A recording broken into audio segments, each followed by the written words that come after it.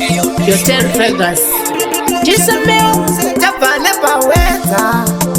Ndoda munditembe It's Dadday Mallow Tombonzani Misi Yala Ndaida kudanana newe Ndaida kudanana newe Ndaida kudanana newe Asika twakakona Ndaida kudanana newe Ndaida kudanana newe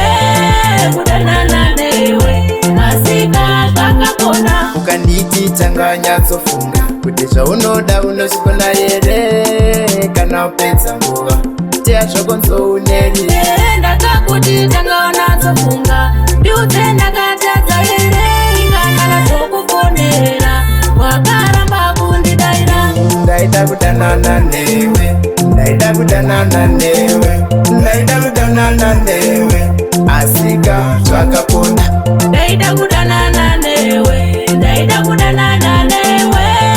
Kudanana newe Asika twakakona Ndakakunyengedza nemari Hapana kana chaifamba Funge zvese wairamba Andaipoda rudo rwemari Ndaida kuona urishuwa here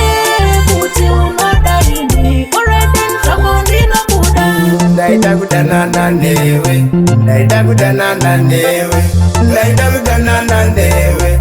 Asika twakakona Ndaida kudanana newe Ndaida kudanana newe Kudanana newe Asika twakakona Ukanditi changanya tsofunga Kuti zvaunoda unosvikona here Kana upedza nguva Tea zvako nzouneri Ndakakuti tangaona tsofunga Ndiudze ndakatadza here Ingangala tokufonera Wakaramba kundidaira Ndaida kudanana newe Ndaida kudanana newe Ndaida kudanana newe Asika twakakona Ndaida kudanana newe Ndaida kudanana newe Kudanana newe Asika twakakona Ndakakunyengedza nemari Hapana kana chaifamba Funge zvese wairamba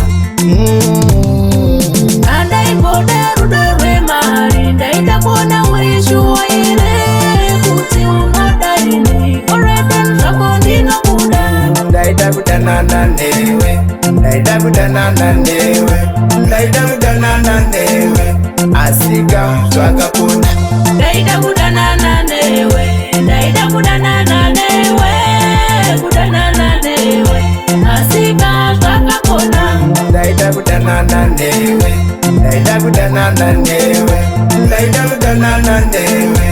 Asika twakakona Ndaida kudanana newe Ndaida kudanana newe Kudanana newe Asika twakakona